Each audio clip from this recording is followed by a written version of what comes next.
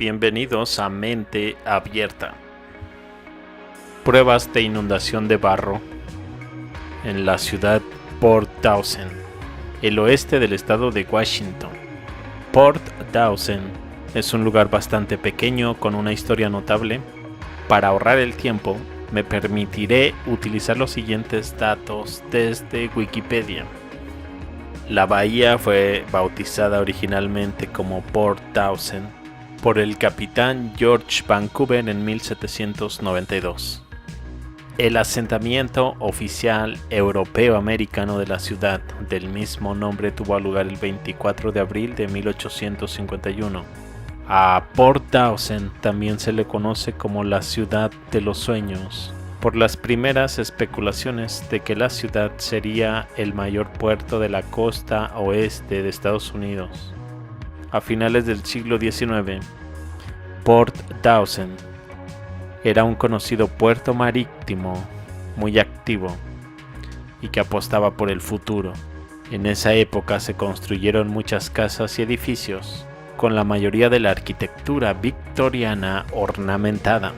En la década de 1870-1890 se construyeron ferrocarriles para llegar a más zonas y Port Townsend iba a ser la extensión del noroeste de las líneas ferroviarias.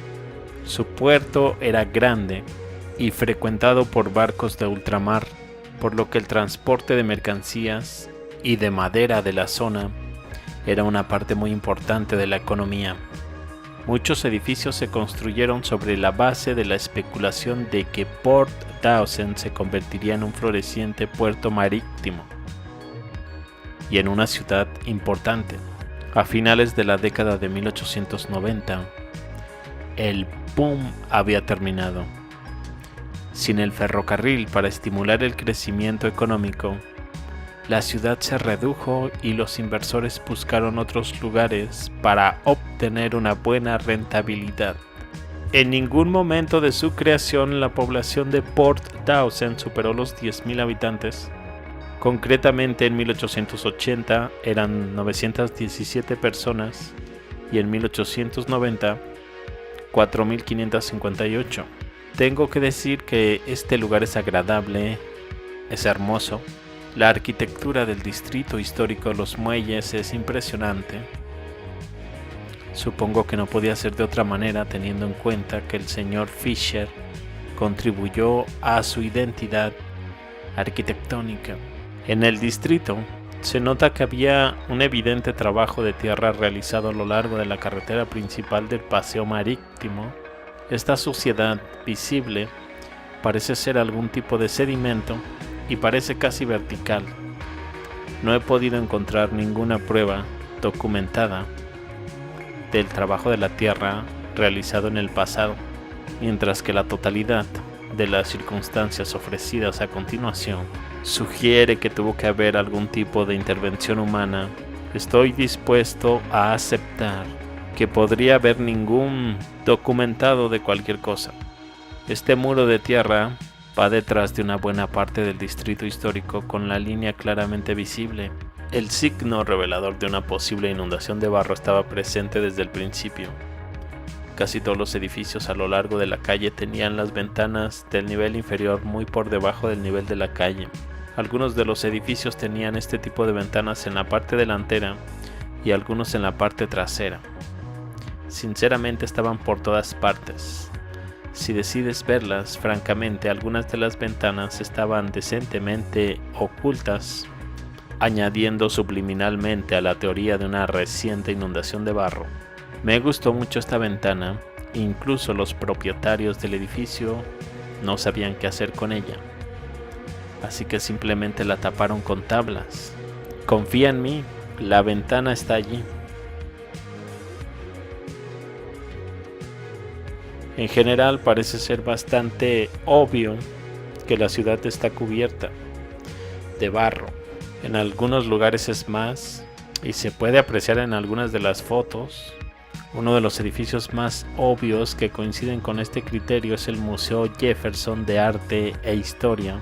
La mayoría de los edificios contiguos aún están relacionados con los asuntos oficiales del gobierno, El edificio de la izquierda se construyó después de la inundación de barro y el de la derecha, ni qué decir, tiene que el estilo de la izquierda tiene todas las ventanas de la planta baja por encima del nivel de la calle. El de la derecha está fechado en 1891, pero dudo que esa sea una fecha exacta de la construcción. Casi todos los edificios del siglo XIX presentan los siguientes rasgos. A veces hay que rodear el edificio para encontrar estos atributos hundidos del diluvio de barro.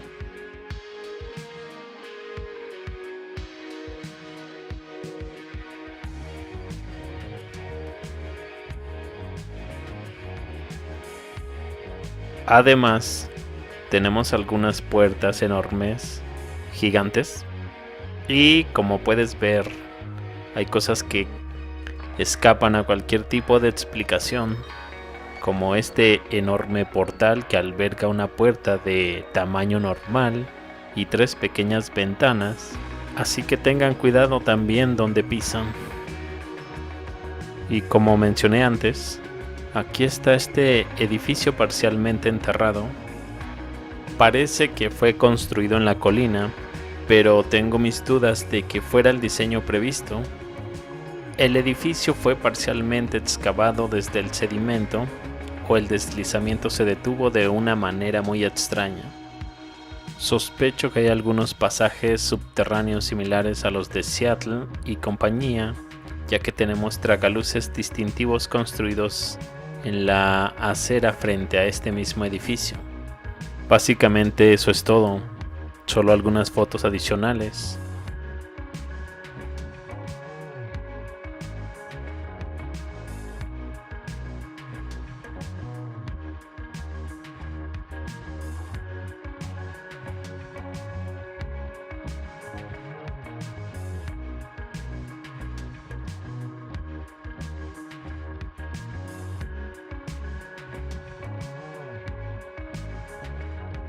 El edificio Hastings y por supuesto la creación de nuestro infame Elmer H. Fisher del edificio Hastings lo remata todo con su grandeza.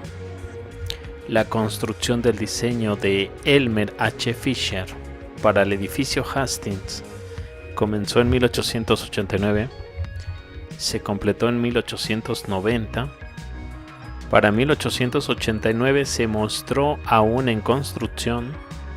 Era reconocido por todos como el más elegante de la ciudad, y esto contándoles en breve sobre su historia, pues este es el aspecto del edificio Hastings en la década de 1890, lo que me recuerda a algunos otros edificios que he visto antes, destruidos por el fuego. Parece que nuestro edificio Hastings debería tener cuidado. Probablemente debería mencionar el bloque. ¿Qué transformación?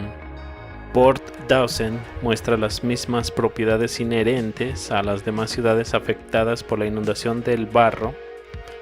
Las explicaciones de lo anterior, si es que hay algunas, fueron proporcionadas por los funcionarios, no lo sé. Estoy seguro de que incluirían algún tipo de variación de la capa cultural. ¿Qué ocurrió aquí? ¿Y por qué no lo recordamos? ¿Qué te parece todo esto? ¿Qué opinas al respecto? Déjame tus opiniones en los comentarios.